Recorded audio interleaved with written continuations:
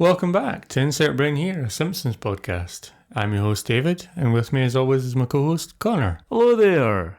Hello. Right, so today we're going to be talking about Season 2, Episode 11, One Fish, Two Fish, Blowfish, Bluefish. And the original air date for that was 24th of January 1991. Very good. Nailed it. First time. It's a hell of an episode title to try and say. It's Jesus. easily the hardest episode title to spew out so far. Yes. I was about to pick up that can and take a drink. Start drinking that can of air? Yeah. Aye. Pressurised air as well. Mm-hmm. Mm-hmm. Blow the enamel right off your teeth. That's the one. Right. So, Connor. Yes, David. What was this episode about? Oh my god. You're asking me this? I am. Well, Lisa's a bit fed up with the food that they've been eating. It's the same food every single week. What are you laughing at me for, man? It's a normal recap I'm starting. I'm aware. it's just the complete shock and then just straight into it. Straight into it. Dive head first right in. Yeah. To a normal recap, a normal episode where two normal men talk about a normal show. Yeah. One of those things is not like the others. Yes. Lisa's fed up with the food they've been having. She wants to try something new, and she's like, why not try sushi? There's a new sushi place that's opened up. Yep. And the family go and they try the sushi, and Homer, even though he's apprehensive at first, actually really loves it. Yeah, he does. And he keeps ordering different things from the menu. He's loving it. Bart and Lisa are having a good time. They're singing karaoke. Yeah, they've all buggered off. Yep. Mm-hmm. And Homer orders a fish, and Akira is like, who works at the sushi restaurant, is like, are you sure? And Homer's like, yeah, sure, whatever. It's Fugu. Blowfish. It's a blowfish, which is poisonous if you don't get the right part. Yeah. And the head chef can't cut it, the good chef, because he's out in his car fucking Ed McCarbopple. Yeah. Yeah. So it's his apprentice chef who has to cut it, and he makes a mess of it, and they're like, oh no, Homer, we think you've eaten the poisonous part of the fish. Yep. Dr. Hibbert tells him, after he's rushed to the hospital, that he has 24 hours to live. Yes. He then corrects. Roughly. It's actually 22 hours. I'm sorry I kept you waiting for so long. Yep. So Homer is pondering the meaning of his life and his existence. And he decides he's going to make a list of things that he can do tomorrow on his last day on Earth. And that's the episode. It's him making his way through his final day. He misses the bucket list, Sure, very, very short space of time, but yeah. He misses the first one, which is to watch the sunrise with Marge. He has a lion instead. But he has his man-to-man talk with Bart. He listens to Lisa.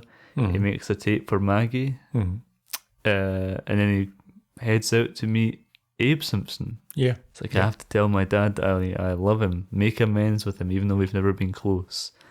And they end up spending a lot of time together and wasting most of Homer's final day. Yeah. Before Homer's sick of him again and he abandons him again. Yeah. He gets pulled over trying to speed home to see Marge so he can have his final dinner with his family. Gets taken by the two ruffian cops and thrown in the slammer. In the jail cell. Gets thrown in jail. Yeah. Manages to phone Barney to come and release him, and Barney's like, well, you can't die without having one last drink at Moe's. Yeah.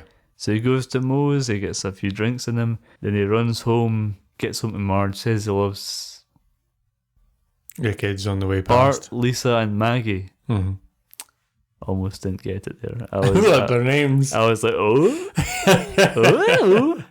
Couldn't quite muster it. Sometimes you just can't. Yeah. Goes upstairs, has sex with Marge after she reads him a lovely poem that she wrote about him. Yeah. And he sits downstairs and he's like, well, what am I going to do with my very final hours? And he sees The Good Book on tape as read by Larry King. And he falls asleep in the chair, looking out the window onto the evergreen terrace, listening to that. Yes. And then Marge finds him in the morning and he's alive. Turns out he didn't eat a poisonous part of fish.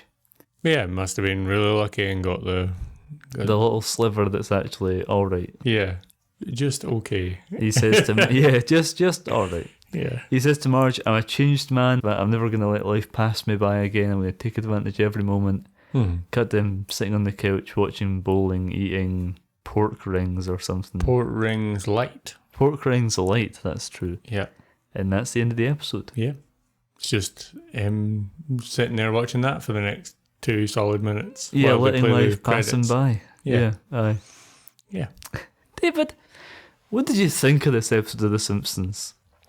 I thought it was good. I liked this episode. I forgot about this episode, to be honest. Really? I did. But as soon as we got into it a bit, I remembered the entire sort of plot of the episode. But I found that with a lot of the episodes. There's certain ones like Bart the Daredevil, which like live in my head rent free, as the kids would say. Yeah. But then there's other ones where you don't really think about them until the show kind of watching them and seeing them start, your memory is almost jogged. Yeah. To the fact that these episodes even exist in the first place. Exactly. I thought that was definitely one of these episodes, but it was really good. I thought it was really good. I thought I had somewhere to go with that, but I didn't. Would you like to go into more detail about what you liked about the episode? Sure. It was actually surprisingly. It was like. I'll say that it was surprisingly culturally sensitive. Yes. I was expecting a certain degree of inherent kind of xenophobia. Yeah. Just from an episode of The Simpsons in this year. Yeah, depicting a Japanese sushi restaurant, but it's that's real Japanese that they're speaking. Yep, by real Japanese actors mostly. Yeah, I think so. There's one that's not. Right. Okay. But the three. But they are also presumably speaking the least amount of Japanese. Are they? I'll get to it in trivia. I have trivia on who's Japanese and who's not. Right, it's a new segment I'm going with called Who's Spot. Japanese and who's not? It's called Spot Whitey.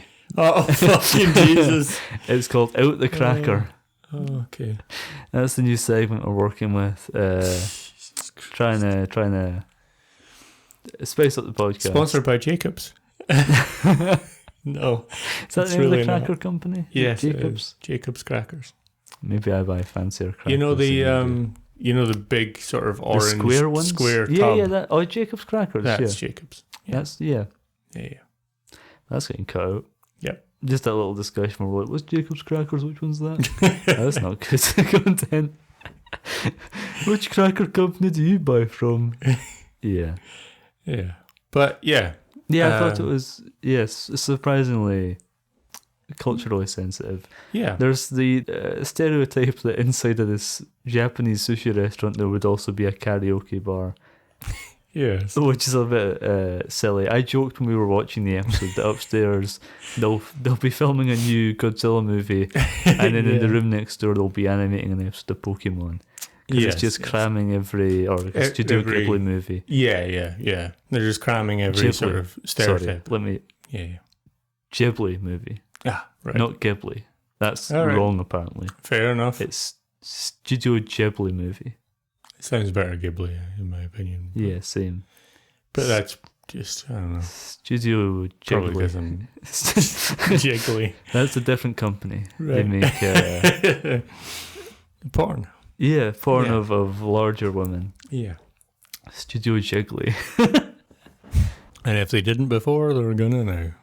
When we create the company. IT for 22 Productions. Studio Ghibli. No, Studio Ghibli. Fuck it. Whatever, man. What did you think about... continue your thoughts on the episode. Yeah, my thoughts on this episode. Awful. I thought it was good because every time it comes to like a existential crisis, I guess you're dying, and soon. The typical thing is to go out and do like in an episode like this. Presumably, Simpsons have got one as well somewhere where someone else is dying or Homer's dying again, but I just can't remember it. There's a lot of episodes. There's a lot of episodes in The Simpsons, yes, and there's a lot of other animated shows where some characters like given an ultimatum. This is when they're gonna die. Yeah, you've got 24 hours or whatever to live. And then they go out and do the most out-of-pocket, outlandish shit. Archer has episodes that are like that. Yeah, Family Guy have got episodes like that. American Dad has at least one. Yeah. So they've all got these kind of episodes like that, where they're just doing ridiculous shit. And I like the fact that this is not. I like the fact that this is the kind of thing. So, like hang gliding, that's the most sort of out there thing that he's got on his list, I think. It's the only and he thing doesn't even have time for it. So no, and plant a tree, that's the other one that doesn't do. Yeah. But all things that you would just be like, you know what, if you had 24 hours to live and you kind of lived the Simpsons life, Homer's life, that's kind of shit you would actually want Homer's to life do. at this point. Homer's life at this point, yeah. He's not been into space yet. Yeah. So that's kind of stuff that you like could achieve on a Simpsons sort of budget as well. Yeah. Because remember, they don't have any more money. No. Arguably, they're going to have less when he kicks it, because what kind of fucking death package are you going to get out of Mr. Burns? Mr. Burns. They'll be living off Marge will have to go and be a waitress at that roller burger, whatever. Yeah, aye. Yeah, I have to go and do that again. From season 1. Rick's Rollerama or some shit. That you're thinking of Barney's Bowlerama, which is the bowling alley. Yes, it is. It's a surprisingly, I don't want to say sappy. Yeah. But it's very emotional and heartfelt, this episode as well. But it's also really comic. It's got quite a few... I had a couple of good laughs. We did, there was a joke at the beginning of the episode we had a really good chuckle at. What was that again? I think it's before he even eats the fish. Yes, it is, when they walk in the door. I think of the sushi place. They shout something at him, and Akira. Oh yes, it's like that means hello in Japanese. Oh, we're just saying hello because they have their knives out. Yeah, and they're a bit afraid. And everyone goes, "Oh, okay, hello!" And he shouts at them, and they like jump and drop their knives in the fish that they're cutting. And we were like, "That's the best joke of the episode," because it got such a good reaction out of us. Yeah, but I think there are actually a lot of. I wouldn't say it was the best joke in the episode. No, I don't think it is. But I think we were jokingly saying about the fact that would be the best joke. To be fair, we've had a couple of meh episodes. The last episode wasn't. We mentioned in the episode that it wasn't really a gut buster of an episode. Yeah.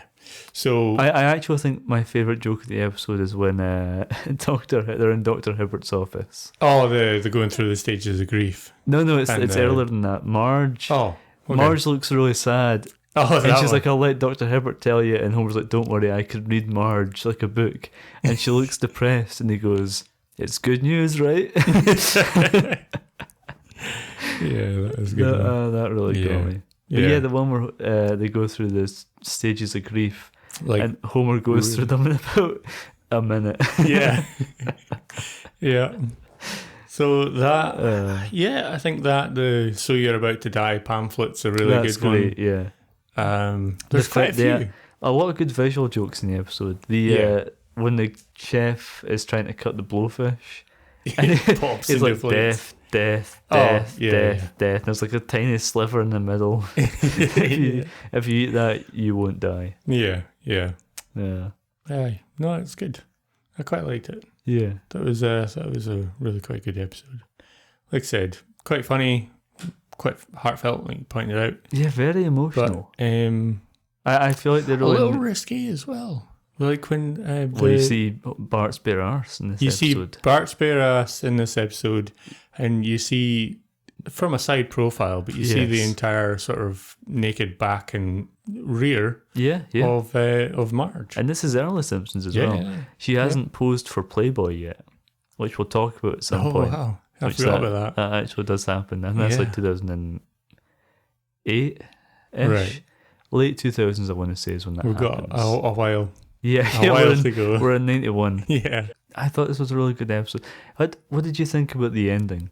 The falling asleep listening to Larry King reading the Bible and then waking up and still being alive. And I like the way Marge could tell he was alive. The fact that his saliva, his drool was still warm. I like that. It wasn't even like check for breathing, heartbeat, none of that. It was touch his face. Oh, he's salivating. Wait a minute, this shit's still warm. the amount of clogged arteries that Homer must have, I don't think there's much checking the pulse. They would do. Yeah. It sounds like he'd be struggling anyway. I think there's a missed opportunity to follow up on the Homer setting up things in the future that he's not going to have to deal with the consequences of because he's going to die. Yes. And then he finds out that he obviously doesn't die. Yes. So there's the barbecue Yeah, well, that's when he's sitting munching his pork rings. We were talking about these. Yeah, about the fact that it would have been probably a bit better to even cram in, shove the titles, the credits along the bottom. Aye. Or even over the screen, it wouldn't matter. Even have Marge be like, Homer, don't forget, we have to go to something. Ned Flanders' barbecue. He's changed attitude from his dad. Yeah. Who's probably going to be like trying to phone him all or the something. time. Yeah. And he's got his Mr. Burns meeting on Monday. Yes, yeah. I think you missed an opportunity to maybe follow up on those three. Maybe even have another thing related to him being arrested. Yeah. Where he gets like a big fine or a court date and he's like, well, I'm not going to be alive, so I won't have to show up to that. And then he's like, I have to. I actually have to go. I actually have to go to that. Yeah. The consequences of my actions that I thought I could avoid by dying. Yeah. That would have been a nice little. I feel like it's almost like a dropped thread there. Yeah, I was going to say it would have neatened it up quite nicely and made it like a really cracking episode. But I think overall it's still a good episode. Really good episode. Yeah.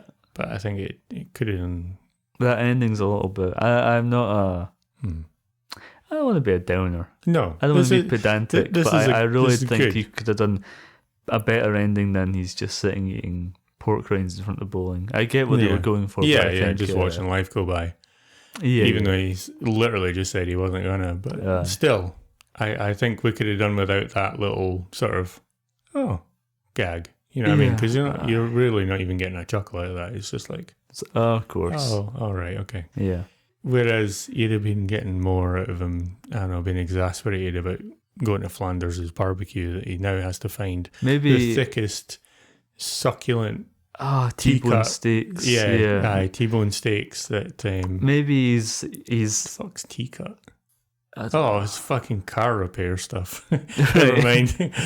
A T-bone steak. And maybe he's thinking, I should phone Akira and get that fish again. Maybe I'll die this time. Yeah.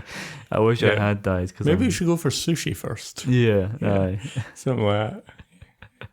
But yeah, that would have been pretty good. Mm-hmm. But overall, still. Yeah, really good episode. Yeah. You know what it's time for, David? I'm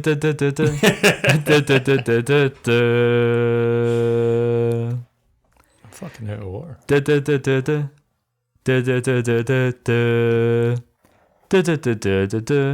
This is Eye on Springfield, the segment in which we cover characters who made their first appearance in this episode of The Simpsons. Very good. First appearance of Akira. Yes, the server who pretty much almost gets it wrong. Yeah, who works at the sushi restaurant. Yes. He's the apprentice chef, isn't he? No, that's a different character. Akira's the waiter. Right, or maitre d', maybe. He seems a bit higher up than just a waiter, I feel like, because he greets him. He seems like he's the maitre d', the head waiter. Yeah, we'll go with that, yeah. Did you recognise his voice, David? Mate, I couldn't have told you anyone's voice. We'll get to that in Homer trivia. Could rock up to me outside this door, chop on it, and I still wouldn't know it was him. Really? Pretty much. Wow. Yeah. Well, we'll get to that in I'm trivia. terrible with voices. Yeah, Yeah. First appearance of Toshiro. Toshiro, which one's that one? That's the apprentice chef. The apprentice chef, okay. Yeah. Yep.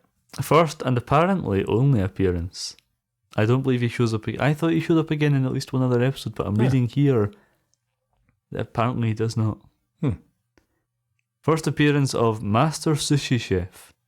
Well, he'd be the Master Sushi Chef. Yeah, that's him. Yeah. A rather large man who's very good at cutting sushi and has a Miss Krabappel. has a little tussle in a car back seat with Mrs. Krabappel.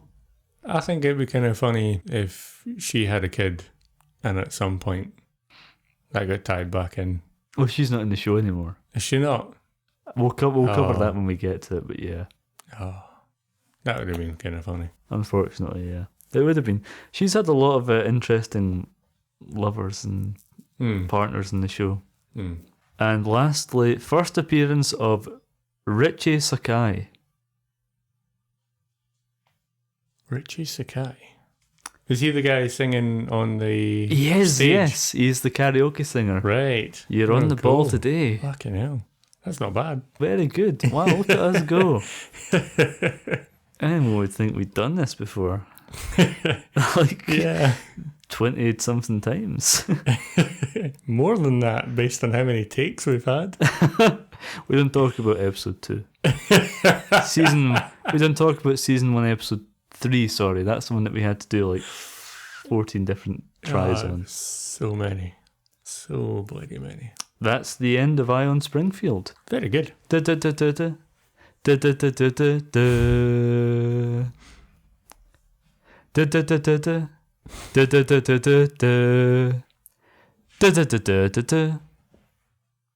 You always lose a little bit of energy. There's always, it's at the end of Ion Springfield, it's just, I just want to get wrapped. By the time I get to my second, da, da, da, I'm like, come on, man. Wrap it up. Wrap it up. Right. David, do you want to talk about Bart and Lisa singing Shaft? Sure. Why not? Why? I don't know. Why that song? I have no idea. It's a weird choice to have Bart and Lisa sing in a karaoke in a sushi restaurant. Yes, it is. It's weird to hear Bart, at this point in the show at least, almost say motherfucker. Yes. And get shushed by Lisa. Yeah. Which I believe is that an original part of that song? Because I don't remember. I want to say it is. I haven't seen the original Shaft. I haven't seen any of the Shaft movies, actually. Have you not? No. I think I've actually seen them all. Let's do a Shaft podcast. Is it only 2? There were 3 with the original actor. Then there was a TV show. Oh, okay. So I haven't seen all of it. Then there was I've seen the movies, one in the year 2000 that John Singleton directed with Sam Jackson. Yeah. And then there was one like 4 or 5 years ago. Yeah, again with Sam Jackson. And the original Shaft as well. He's in all of them. Yeah. I can't remember the actor's name. But he's in a bunch of stuff. Yes, I know what you mean. But yeah, I've definitely seen the 2 most recent. I've seen a couple of episodes of the TV show. Right. And I've definitely seen at least one of the originals. I think it's the original, the first one. Should we do a Shaft podcast? Be kind of interesting. Is it inappropriate 2 white men doing a Shaft podcast? Should we have can we bring anything to that? Probably not, to be fair. Do we have the right viewpoint? You know what I'm saying? We are also... So, Shaft is not only black, but... He's black? American. And we don't have the greatest track history for America. We probably can't actually relate to 95 to maybe 100% of things that go on in Shaft. I mean, we're doing a Simpsons podcast, but we're not American. Yeah. I think the American thing is fine, because we've talked about doing a RoboCop podcast. Yeah, I still think we would struggle to associate or anything. I think it would be a misstep to not have anyone who's black on the show. A show about Shaft. I don't think it would be that big a problem, but I still think we would need someone who can somehow relate to it. At the very minimum, we'd have to bring someone into it. We'd need it at bare minimum. I think we genuinely would need someone who, I don't know, grew up in an area that Shaft actually takes place. Because I'm pretty sure it's Brooklyn or something. I could not tell you. I've never seen. Tell me if I'm wrong. Like I said, I've seen them. It's been a while. Yeah. Especially the original. You were more of a Shaft fan. I was more of a Dirty Harry watcher. Yeah. There's a crossover that should have happened. Oh, it should have. Dirty Harry and Shaft. You kidding me? That would have been a good one. Man. What could have been? Yeah. I know there was talks. This is so off the rails, by the way. Yeah, that's fine. There was talk at one point of a Dirty Harry Death Wish crossover. Really? With Charles Bronson and Clint Eastwood. Wow. That'd have been good. And I'm like, that's a fascinating idea. Yeah. I think it's different cities. Dirty Harry's San Francisco. Mm-hmm. I don't know where Death Wish. By Death Wish 5, I think it's likely to take place in a parking lot. That's fair.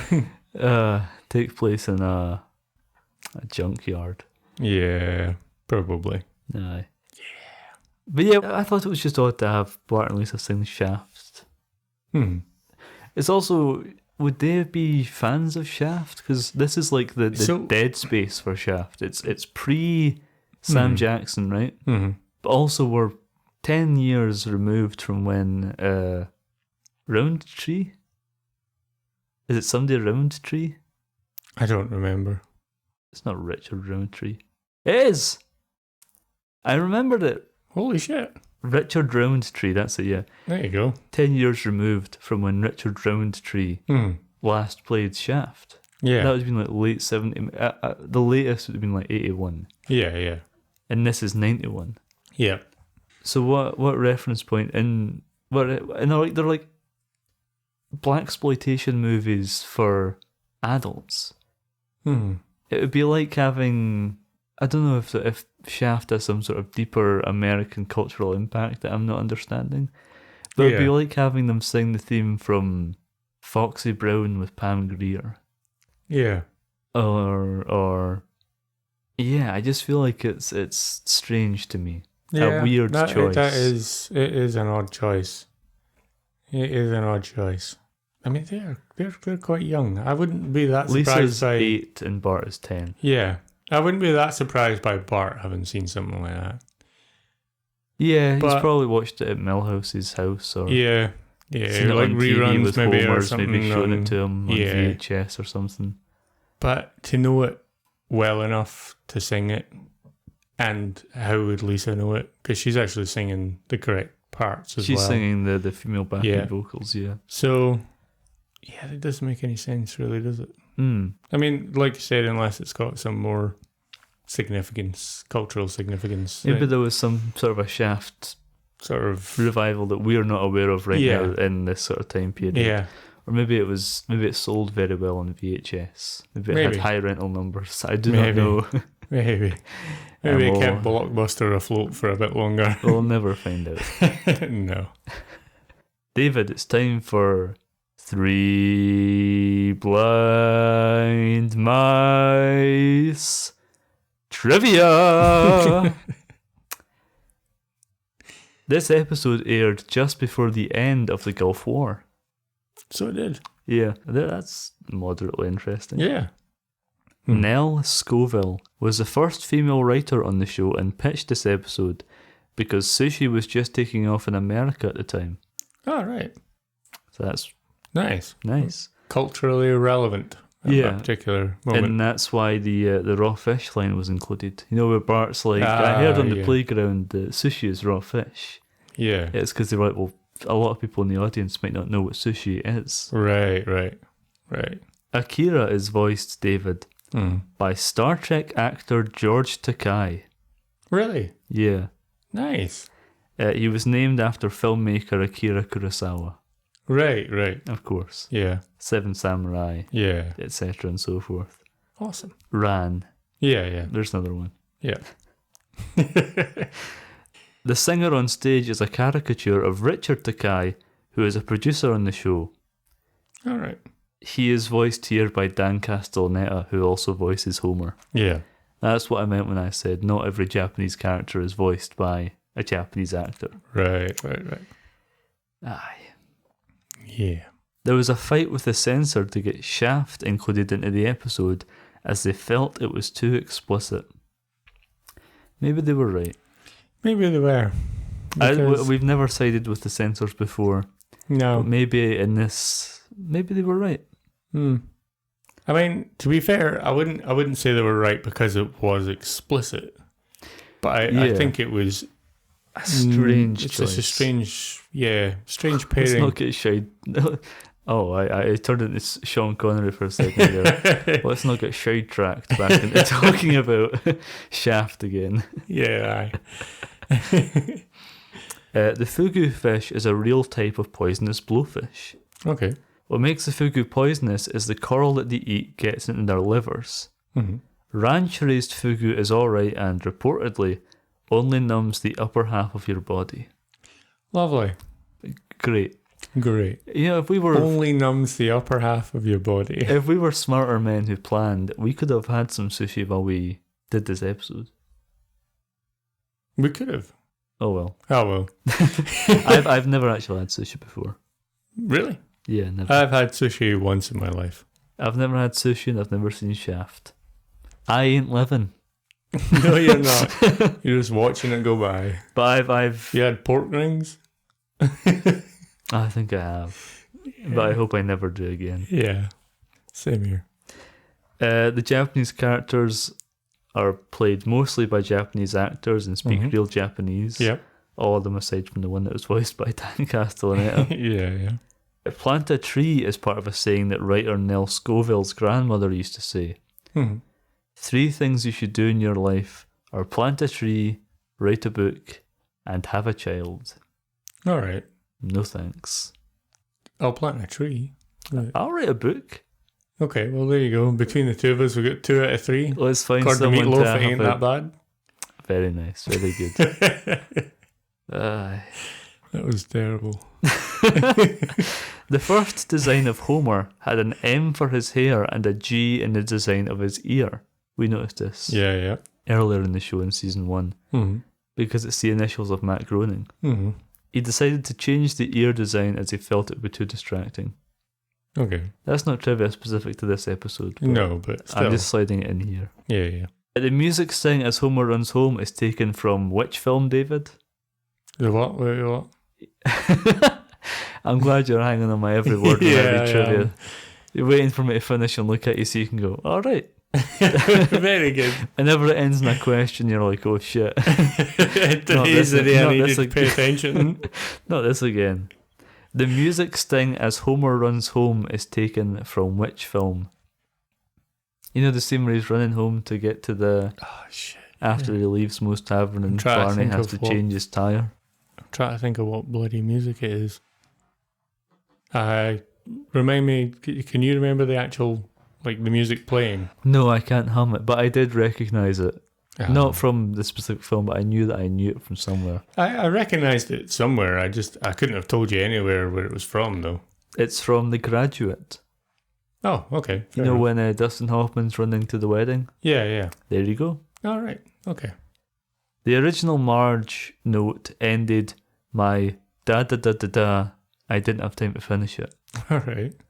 Jim Brooks gave Nell Scoville the note to write it out for real, which I think is good. Nice. Because that entirely emotional segment where Homer's uninterested in the note to begin with and then it comes around to it. Yeah. That was originally not there. Right. So I'm glad they... I'm glad they did that. That was a really nice bit. Yeah, a very heartfelt, emotional moment in the episode. Yeah. Larry King really did come in and record the tape segment. Nice. Books on tape were a new concept at the time. Wow. Yeah. Wow. I have an Audible subscription. I used to. Aye. I got rid of it recently. Yeah, most people do. I got Fellowship of the Ring and I was like, this will do me a couple of months. Right. This will last me a year or so. Oh, here we go. There was a cut scene of Homer at the barbecue at the end of the episode. Okay. Abe is there telling him how much he loves him and he gets a call from Mr. Burns to come see him first thing the following morning. Why fuck did they cut that? They did exactly what we said they should have done. Which means wait a minute, does that... No, that... Boy, I sure hope someone got fired for that almost blunder. Why? What's that? They have dinner on the Thursday night. No, wait, sorry, they were right. I'm wrong. The opening of the episode where they're having dinner is Thursday. Yeah. Because Friday is pork chop night, but they go for sushi instead. Yes. So Homer's last day is Saturday. Yeah. The next day of the barbecue is Sunday. Yeah. And the meeting would be the next day, which is Monday. Yeah. Okay. They actually thought about it. They actually did. That's impressive. That is. Wow. That is. Anyway, I like the fact that Mr. Burns and Smithers are just out watching angles. That's a strange moment. It's a really weird one, but I want to come back to that after trivia. Yeah. Abe is there at the barbecue telling him how much she loves him, and he gets a call from Mr. Burns to come in first thing the following morning. Yeah. Marge then says, Homer, you're glad to be alive, aren't you? Aren't you? And the episode ends. Much better ending. That would have been way better. Man, that would have been this episode of 10. Yeah. That is almost exactly what we actually said would be the way to end this episode, is tying in all these loose ends. Yeah. And they literally had that as an option. And they would cut it. And for a fucking pork rings crisp packet. That's the end of Three Blind Mice trivia, and now I'm pissed. Yeah, I'm a little bit pissed off about that, actually. I want to actually try and find that cutscene. That'd be good. Let's take a look at that cutscene actually right now. Yeah. Well, we looked for that. Well, we looked for that alternative ending. Yeah. Alternate ending, and we just couldn't find it. Yeah, I couldn't find it anywhere. Doesn't seem to be available anywhere. No. I'd love to see that released someday. Yeah, that'd be nice. Sounds like a great end to the episode. Well, it would have been, yeah. If it was in the episode or available anywhere, yeah. Yeah. But yeah. Back to the episode. Yeah. So let's talk about Mr. Burns and Smithers sitting on a park bench looking at gams. Yeah. Gams on girls as they walk past. Let's talk about that. Because what the fuck? Yeah. One, Smithers is gay. Yeah. I know they hadn't made it official at this point, but I feel like that's an important part of his character. Yeah. From season 2, episode 1. He's already said that he loves him. Yes, and he's already had that interaction with Carl. Yes. Who was the openly gay character that yeah. insinuated that Smithers was also gay. Mm-hmm. And that's how they knew each other. Yeah. So what's going on here? I think he's just pretending. He's just a yes man for Mr. Burns. Yeah. I think he just wants to spend more time with Mr. Burns. And kind of has to, but also wants to. And because of that, you just sort of like go along to get along, I guess. Yeah. Why is Mr. Burns looking at ankles, though? He's never struck me as a woman-crazed man in the past. Well... Why ankles? At first I thought they were making a joke that he had a foot fetish. Yeah. Because he says, lovely pair, and then it's like he's zooming in the shoes, we think. Yeah. But it turns out he's zooming in the ankles. It's the gams. Yeah. Especially when she's clearly wearing, at the very minimum, a dress that's cut at the knee. Yeah. Maybe higher. Yeah. And by the looks of things, the very brief moment that you get the clip at the bottom of the dress is a fitted dress. So you will see probably... Quite a tight-fitting dress, Quite a tight-fitting dress, right? And, there'd be more to be on potential show there if you were a stereotypical person that would maybe look at that. If you're an old man who's a pervert on a bench with some binoculars, as we often are. Yes. When we, of a Sunday... Hey, speaking of binoculars, they're right there. You have the binoculars, I have the old man makeup. We get dolled up in our old man makeup, our prosthetics, and we go out on a park bench with binoculars and we creep on women of a Sunday. Yeah. And we're never looking at ankles, I'll tell you that much.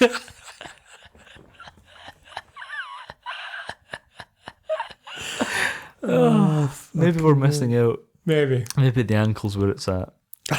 Maybe.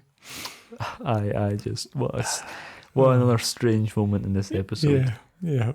What do you think of Eddie and Lou being like rough cops with sunglasses who bully Homer and put him in jail? Yeah, that's a good point. I like that characterization of them. I would like to see more of that. Yeah. I think, know what? They looked...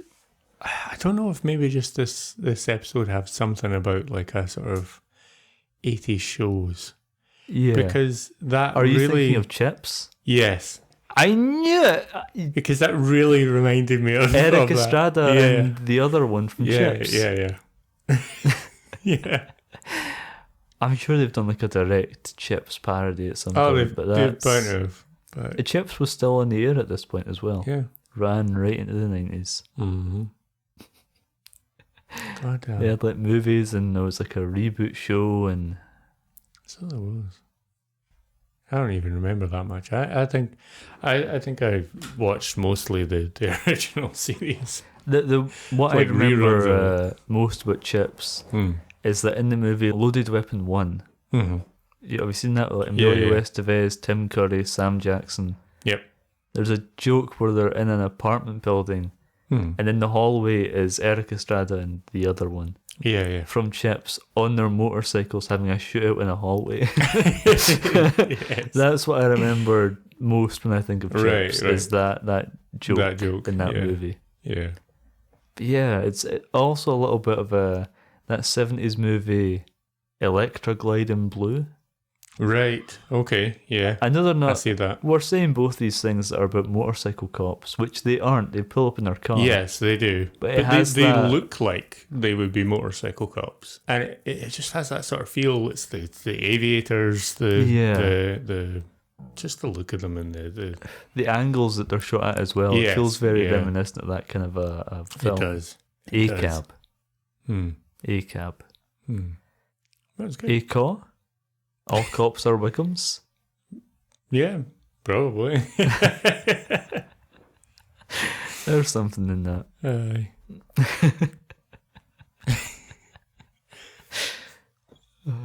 I feel like that would be, if we're just to do a cop podcast, that would be it.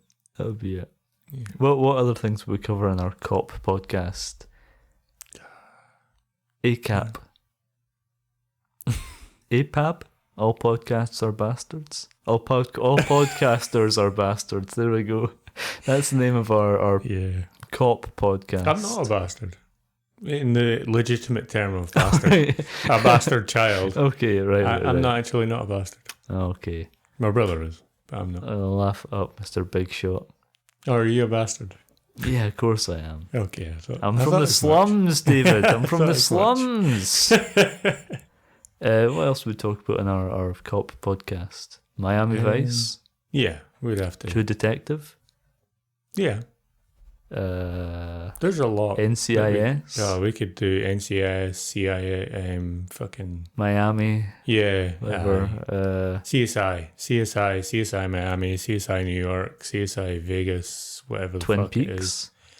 Twin Peaks? Technically. Yeah. We could shoehorn a lot into that. Rookie? Yeah. NYPD Blue? Brooklyn Nine-Nine. Oh, that's a good one. Yeah. The Dirty Harry franchise? Yeah. RoboCop? Shaft. Is Shaft a cop? I don't know.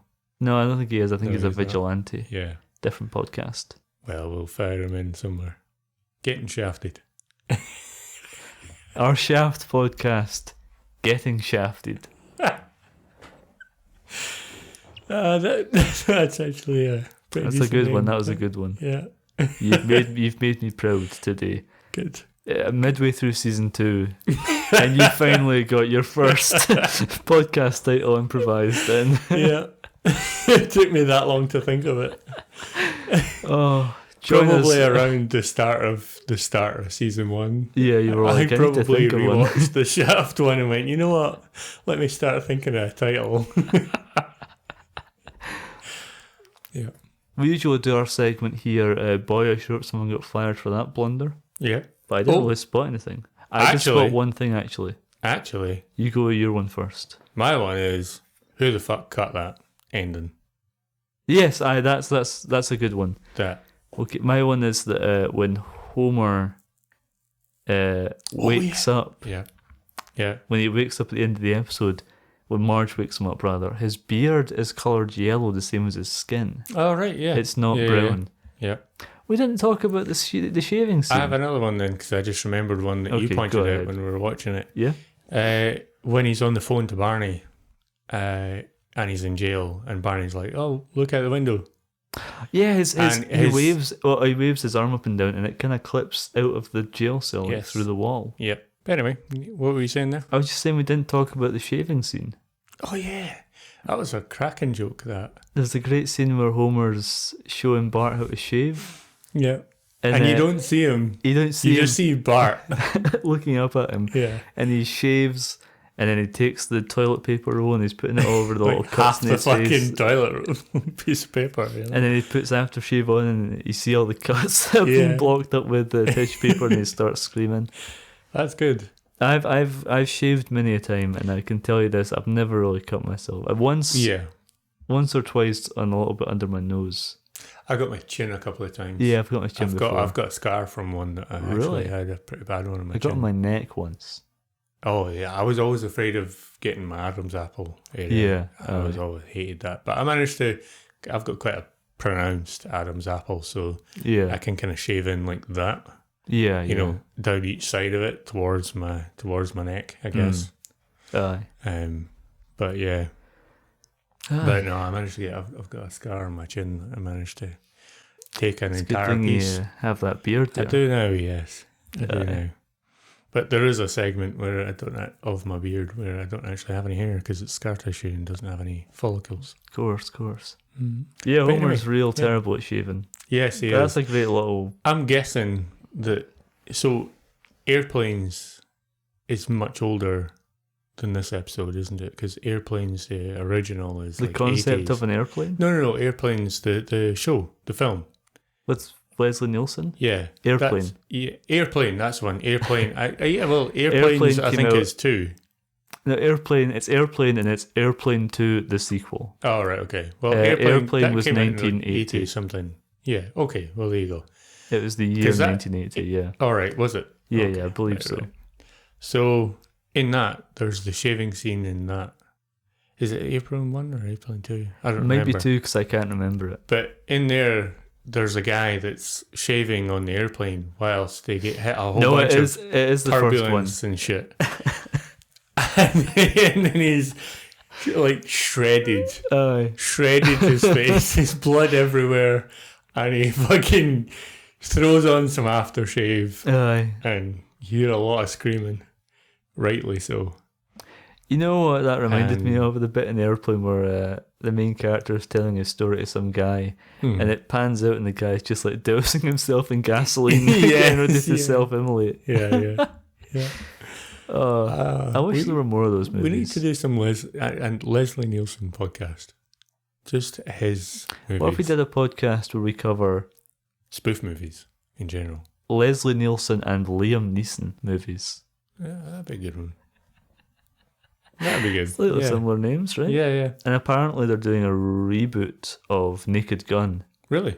With Liam Neeson. Really? Yeah, I'm very excited for it. I think that'd be interesting to see. He's got good, similar comedy chops to Leslie Nielsen. He does. He's got very sort of like dry delivery. Yeah, his lines. Bit in Ted 2. Yeah, it's like the funniest part of that movie. Yes, it is. Have you seen the Life's Too Short with Warwick Davis? I don't think so. It was a Ricky Gervais show, who I'm not a fan of, but he did the show with Warwick Davis, and there's a bit where they're pitching a comedy show and they're trying to do some improv, and it's Ricky Gervais and Stephen Merchant with Warwick Davis and Liam Neeson. All right. And they're like, no, pitch a kind of do like a bit of light back and forth improv. And Ricky Gervais is like, you've just been to the doctors. How did it go? And Liam Neeson's like, I have full-blown AIDS. This is like totally straight-faced. He's like, right, yeah. And they try and pivot into something more humorous. And he's like, well, I struggled with that because I have AIDS. I'm riddled with it. And whatever they try and pivot to, he brings it back to the fact that he has full-blown AIDS. Anyway, let's get back on The Simpsons. A good 50 minutes of waffling about nonsense. This is good though. I like this waffle nonsense. David, do you have a one bit of animation that you actually quite liked? Yes, actually, I do. What's your one bit of animation that you actually quite liked? I'm trying to decide between a couple here. Sometimes with this segment, there's a very clear standout bit of animation. Yes. And other times, it's like this episode had good animation throughout. It did. There was no blunders on this animation. It was very good animation. But there's no one like dream sequence or bit of crazy animation that really stands out above the rest. So it's a bit more interesting. Actually, funnily enough, I think the one bit of animation that I'd probably settle on, because I can't specifically remember, and like a particularly standoutish piece. Otherwise, was actually right at the very start, the opening sequence with the meatloaf turning around, and you've got the camera in the microwave, inside the microwave, and you're just sitting watching the meatloaf turn. I think that's really good. You also watch it slightly cook because it changes color as it goes. And I was like, that's actually like some cracking animation, and you've got a nicely set up shot for Homer to poke his head up and into the frame, count it down, and then pop the door open. Yeah, that's a really good shot. It's a very nice bit of animation. Yourself? Oh, we need to cut that. I never ask. You're asking now. Let's. No, fuck it. Well, maybe one bit of animation that I quite liked, even though no one asks because no one ever does, is I'm between two. The two is it's two little bits of animation. One is when they first show the master sushi chef, and he throws the fish in the air and cuts it in the air, and then it lands in perfect. And the way it falls as well. It falls and it's ready to go. It looks like as it falls, it's got like a little curve to it as it lands. It looks really cracking. So wonderful, so perfect. That is good. The other is that bit where Homer's running home. A Graduate bit, basically. Yeah. I think that's a recreation of a shot from The Graduate. I haven't seen that film in a couple of years, but very long time. I think it is. Great film as well. Yeah. But I think if I was to pick out a year or two, I definitely would go for the sushi one. I think I'm going to go with that as well. That was a cracking piece. Just little bits of animation, Yeah. Some real attention to detail on just the little things here in this one. I think they're getting better at that. It's funny, sometimes when we do this podcast, I feel a certain way about an episode, and then the more we talk about it, the more I either like it or dislike it. It's like the more you think about it and dive into it, it's like, well, actually, that, it kind of falls lower. Or with this episode, it's climbing getting higher up. But the problem is, if it just done that ending that they the two issues I have with the episode is the shaft bit is strange and adds nothing to the episode really.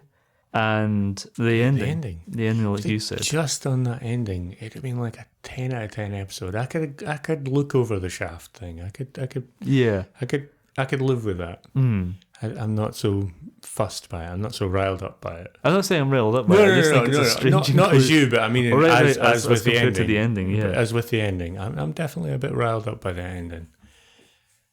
It could have been so much better. It's just odd. Yeah. Some obviously, like, overall really good, but some odd little choices in there that were made that don't seem logical. Yeah. But hey, whatever. Let's wrap it up there. Yeah. This has been Insert Brain Here, a Simpsons podcast. Yes. I've been your host, David, and with me as always, my co-host, Connor. That's me. This has been a T422 production. Connor, if you would, with the socials. You can follow us on Instagram at InsertBrainHerePod or on Twitter at T422. InsertBrainHere.podcastpage.io. That's the one, yes. It's about to come in with that. Yeah, we're also on YouTube, Spotify, and all major and minor podcasting platforms. Yes. Feel free to get in touch. Leave a like on this video if you're watching it on YouTube. Leave us a review if you can. Yep. Write to us. Send us a voicemail and we'll play it on the episodes. Yep. Maybe. Probably. Some point. Whenever we get round to it. That's all for now. Tatty bye and smell you later. Fucking hell, that's a new one. Tatty bye. Smell you later. There we go. Done. Now we're finished. Yeah. We'll be back next week where we will be covering, for a very special episode, The Simpsons Sing the Blues, the first Simpsons album. Yeah. It's mad to think there's more than one. Yep. We're going to cover them all. But next Wednesday we'll be covering The Simpsons Sing the Blues. Yes. We look forward to seeing you there. Yeah. That'll be good. Bye. Ta.